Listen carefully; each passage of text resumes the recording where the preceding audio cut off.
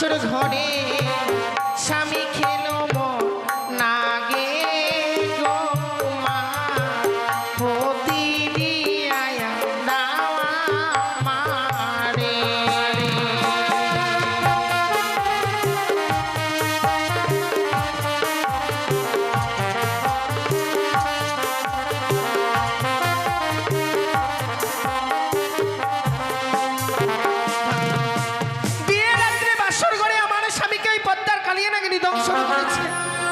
তাই বুঝি মৃত স্বামীকে বক্ষে লইয়া ওনার সাগর চলে ভাসতে ভাসতে হ্যাঁ এসেছি মা এই কৈলাসপুরীতে। আমার স্বামীর প্রাণ তুমি ফিরিয়ে দাও না মা। বেশ জন আরে দেরি না করে এই মুহূর্তে কৈলাসে কি আমায় দর্শন দিতে হবে। মা এখনো এলো না কেন? নারায়ণ নারায়ণ। ভাগিনী নারায়ণ চলে এসেছি আমি। বড় বিলম্ব করে ফেলেছো মামিমা, কিন্তু এখনো কিছু পাবে। তাই বুঝি যাও যাও। তাহলে আরে বিলম্ব না করে এই মুহূর্তে তোমার মামা ঠাকুরের কাছে গিয়ে আমি দর্শনে দিই। যাও যাও। এই মুহূর্তে আমার এই কৈলাসে প্রত্যেক দেবদেবী আগমন করেছে। তবু চলে প্রণাম হে স্বামী। হ্যাঁ, কল্যাণ হোক তোমার। ছি ছি ছি বুড়ো, এই বুড়ো হতে চলো যে এখনো তোমার স্বভাব পরিবর্তন হলো না। কিন্তু তার আগে বলো, অর্থাৎ তুমি অকস্মাৎ আমার কৈলাসে কেন এলে? কেন এই কৈলাসে এসেছি বলে তোমার কোনো অপরাধ হয়েছে? না না না না না না না না, অপরাধের কি হবে দেখে দেখিনি। এই মেধাবরসী ভাগ্নে ঠাকুর নারায়ণ নারায়ণ। তারাও দেখছে। আচ্ছা, তুমি এই যে এসেছো এখানে, তোমাকে আমন্ত্রণ কেউ করেছে? না না না, তবে কেউ আমাকে সমন্তন করেনি। আমি নিজেই এসেছি এই কৈলাস ধামে। আমি শুনেছি তুমি কার প্রেমে পড়ে সুরধ্বনি ভুলে গিয়েছ। কি প্রেম হ্যাঁ, সুরধ্বনি কি বলছো তুমি? বলো দেখিনি, আমি তো তোমার ভাষা কিছুই বুঝতে পারছি না। কিছুই ভাষা বুঝতে পারছো না। না, না, না, কি তোমার বলতে মন দেখে তো কেমন কেমন লাগছে যেন আজকে চাইছো? কিরকম লাগছে? বড় হাসি খুশি। না, কই হাসছি আমি? হাসছি না তো। তাই বুঝি ও তুমি কারি প্রেমে পড়ে মত হইলে স্বামী ভুলে গেলে সুরধ্বনি।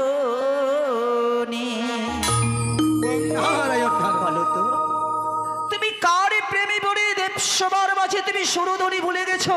আহা, তা তুমি কেন বুঝতে পারছো না? আমি শ্মশানে মশানে থাকি, গাঁজা ভাঙ ধুতরও খাই, তাই বলে কি কোনো নর্তকীকে নিয়ে নৃত্য করা আনন্দ করা মোর শোভা পায়? হ্যাঁ, ও তুমি কারি প্রেমে পড়ে মত হইলে স্বামী ভুলে গেলে সুরধ্বনি। ভাগ্নে ঠাকুর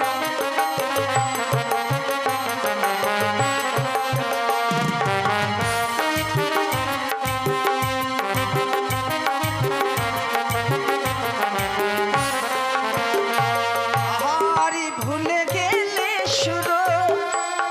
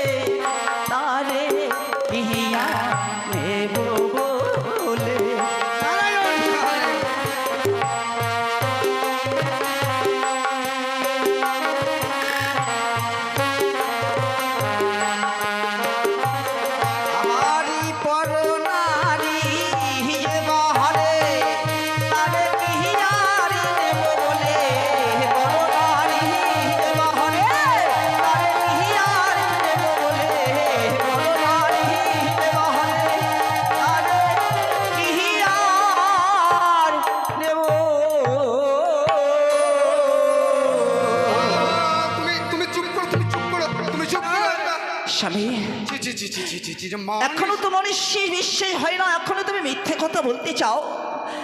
তাহলে কি কারো প্রেমে পড়ে তুমি সুরধনী ভুলে যাওনি বলো? আত্মা শক্তি, আমি দেবাদিদেব, আমি কৈলাসপতি, আমি জীবের হরণ কর্তা। হ্যাঁ, আমার কাছে তেমন কোনো কর্ম শোভা পায় না। তুমি যখন বিশ্বাস করছো না আমি এই দেবসভায় কোনো নর্তকীকে নিয়ে এসেছি, তাহলে তুমি প্রমাণ করে দাও। তাই যদি হয় বলো, তাহলে আমিও হচ্ছে আত্মা শক্তি মহামায়া। দেখি সেই নটিকে এনেছো কি না তুমি এই দেবসভার মাঝে। এই মুহূর্তে নটিকে আমি বের করবো দেবসভার মাঝে। ওরে ওরে নটি, কোথায় লুকিয়ে আছিস? এই মুহূর্তে বের হয়ে এই দেবসভা হইতে, না হলে তোর আত্মা শক্তি মহামায়া করবে চরম অভিশাপ। আমি নটি নই মা, জনম দুঃখিনী গো, প্রতিদিয়া মারে। তুমি আমায় রক্ষা করো মা, আমি কোনো নটিনী নই মা, আমি হয়ে গেছি জনমে দুঃখিনী। চরম দুঃখিনী, কি হয়েছে তোমার? ওগো বিয়ে রাতে বাসর ঘরে স্বামী খেলো না গে গো মা, প্রতিদিয়া মারে।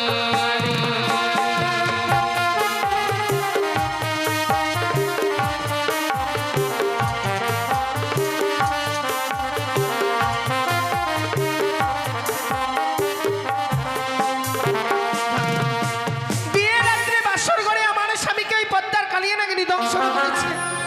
তাই বুঝি? মৃত স্বামীকে পক্ষে লয়ে ওনার সাগর জলে ভাসতে ভাসতে হ্যাঁ, এসেছি মা এই কৈলাসপুরীতে। আমার স্বামীর প্রাণ তুমি ফিরিয়ে দাও না মা। বেশ জনন্দ, তুমি যখন আমায় বললে বিবাহ রাত্রে বাসর ঘরে তোমার স্বামীকে ধ্বংসিতে পদ্মারে কালে নাগরিতে, তুমি কিছুক্ষণ অপেক্ষা করো। এই মুহূর্তে তোমার স্বামীর আমি প্রাণদানের ব্যবস্থা করছি। ছি ছি বুড়ো, আত্মা শুনেছ তোমার আদরের কন্যের কথা? আছি ওর স্বামীকে খাবে, কাল ওর ছেলেকে খাবে। এই হচ্ছে তোমার মেয়ের স্বভাব।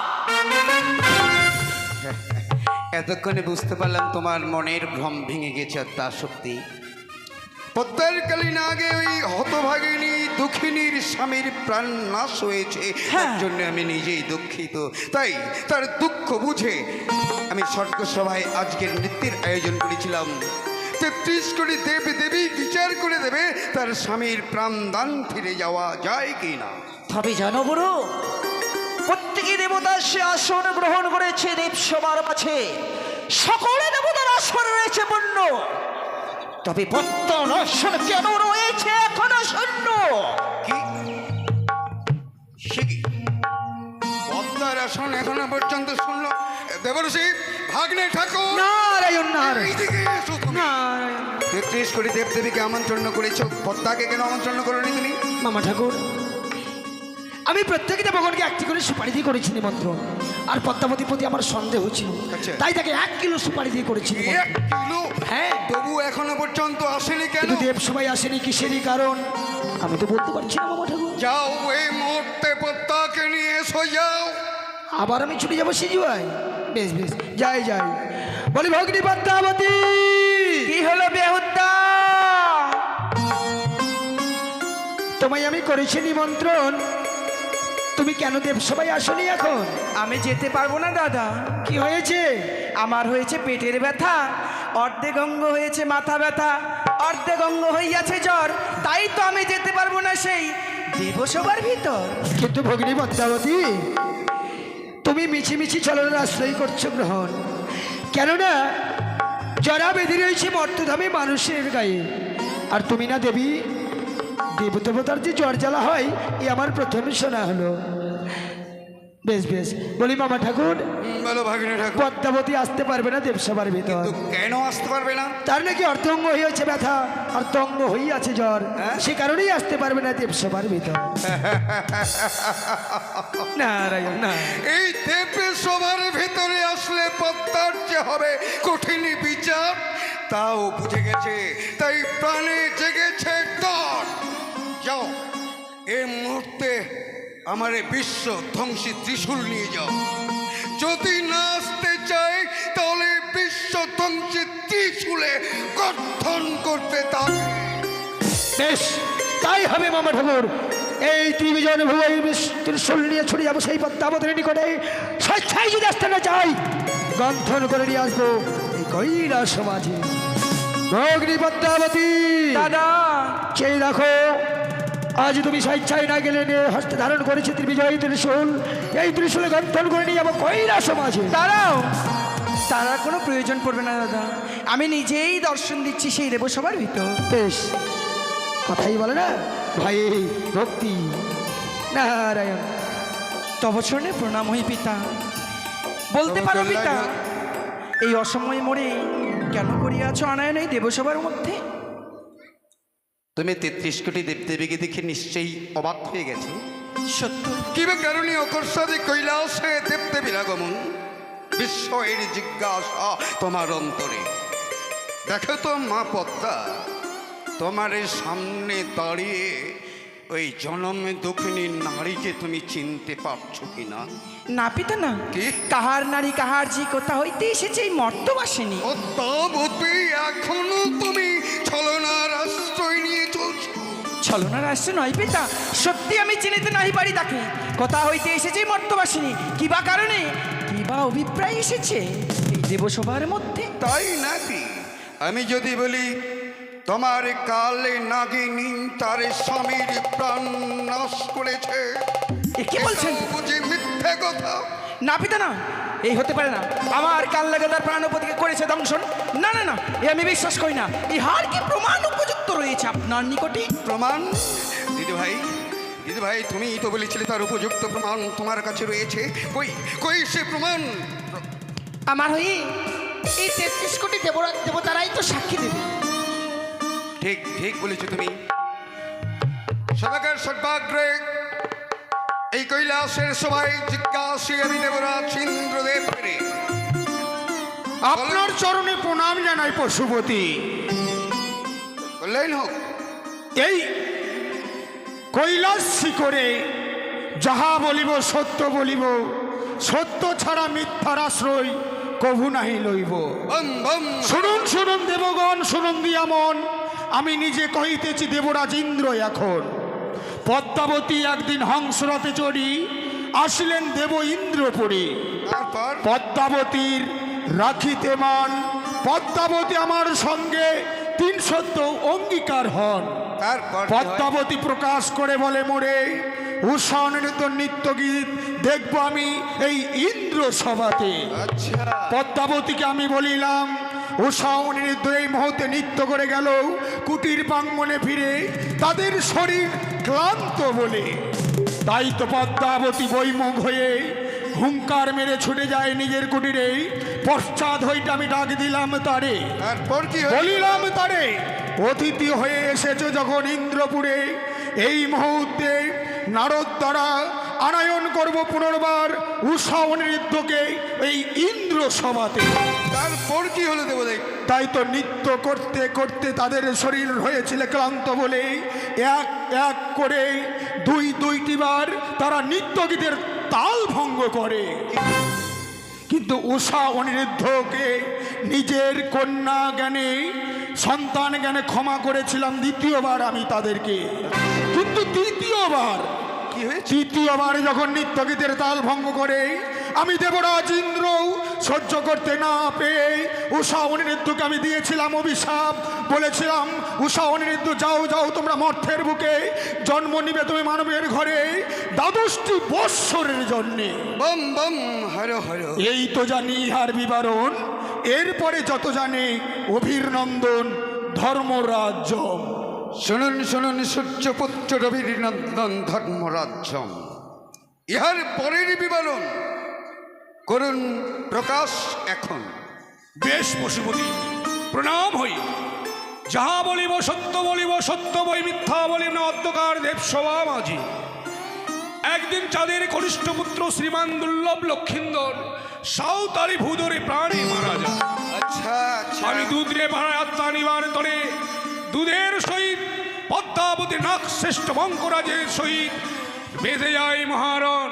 আচ্ছা। ক্রোধে ছুটে আমি নিজের অভিনন্দন ধর্মরাজ্যম তারপর পদ্মাবতীর সহিত বেঁধে গেল মোরে মহারণ। রবীন্দ্রনন্দন ছুটে আসিল অরুণ বরুণ চন্দ্র সূর্য যত দেবগণ। পদ্মাবতী মনে নাক পাশে করিল বন্ধন। সেদিককার এই বিচার তো আপনি নিজেই করেছিলেন পশুপতি। ও হ্যাঁ হ্যাঁ হ্যাঁ, ঠিক ঠিক ঠিক ঠিক ঠিক ঠিক আমার মনে পড়ে গেছে, আমার মনে পড়ে গেছে। রবীন্দ্রনন্দন, আপনি তো বিচার করেছিলেন। আমি বিচার করেছিলাম। হ্যাঁ, তবে একটা কথা, রাখিতে রাখুনমান এখনো রইয়াছে লক্ষিন্দরের প্রাণ। যখনই চাইবে দেবী ভক্তমুনি সেই মাত্র দিব আমি। এই মাত্র জানি আর বিবরণ, মন দিয়ে শোনো আজি যত দেবগণ। পদ্মাবতী, পিতা। এরপরেও তুমি অস্বীকার করতে পারো যে তোমার নাগিনী ওই অতবাগিনী স্বামীর প্রাণ নাশ করেনি? মিথ্যে পিতা, এসব মিথ্যে, এসব সাজানো গল্প আমি বিশ্বাস করি না। তবে কি করলে বিশ্বাস করবে তুমি? ছি ছি ছি পদ্মা, এখনো মিথ্যে কথা কই বোঝাও তুমি দেবসভার মাঝে? মাতা, তোমারে নাকি দংশন করেছি দুর্লভ লক্ষিন্দারকে। সকল দেবতাই প্রমাণ দিয়েছে দেবসভার মাঝে। মিথ্যে কথা কখন আর কিসের লাগে? মাতা, এই যে আমি বিশ্বাস করি না, এই যে উচিত প্রমাণ নয়। তাই তো আমি স্বীকার করবো না যে আমার নাকে দংশন করেছে তার প্রাণপতি পদ্মা, মাতা। বিশ্বাস হয় না তোমার? সত্যই। আচ্ছা, ওর স্বামী কি খাবে? কাল ওর ছেলে কি খাবে? তারই স্বামীকে খেয়ে এখনো তোমার আত্মপূর্ণ হয়নি বলে যার জন্য তোমার স্বামী পুত্রকে যে পরিত্যাগ করে। তুমি কত বড় সতী! পাতালে ছিল সেই অসুর, তাকে করেছো গ্রাস, তবু না তোমার মনে নাহি মেটে সাত। তা সত্যি তোমরা কি করছো? আমার কি অজানা রয়েছে যার জন্য সকলে বলে তোমাকে ধামুনো ভাতারি? তুমি কত বড় সতী! তুমি কত বড় সতী মাতা! গ্রামে গ্রামে বেশ্যা বিক্রি করে বেড়াতে, সেই কথা আমার নাহি মনে যা। ছি, কি ছি, বলতে চাও তুমি? এ তোমরা কি করছো এখানে? ছি! লজ্জায় মাথা নত হয়ে যায়। না, না, আমিও তো সে কথাই ভাবছি। 33 কোটি দেবদেবীর সামনে তোমরা মাতা সন্তান কিভাবে কুকীর্তি শুরু করেছো? তাহলে এখনো তোমার আদরের কন্য কেন সেই? দেবাদিদেব মহেশ্বর দেবতারা সাক্ষী দিয়েছে, শুধু তাই হবে না। পদ্মাবতী, তুমি যখন বলছো তোমার নাকে দংশন করিনি, নাক সত্যই। রয়েছে তোমারও, রয়েছে তোমার পিতারও, বিলম্ব না করে এই মুহূর্তে নাক স্মরণের ব্যবস্থা করুন। বেশ, তবে তাই হবে। দুঃখিনী, তোমার কাছে কোনো আর প্রমাণ রয়েছে? রয়েছে। কি এমন প্রমাণ? সে নাগরী আমার স্বামীকে দংশন করেছে, তার অষ্টমগুলি কালপুচ্ছ কেটে আমার শাড়ির অঞ্চলে বেঁধে এনেছে। বেশ, তাই হবে। বিলম্ব না করে নাক স্মরণ শুরু।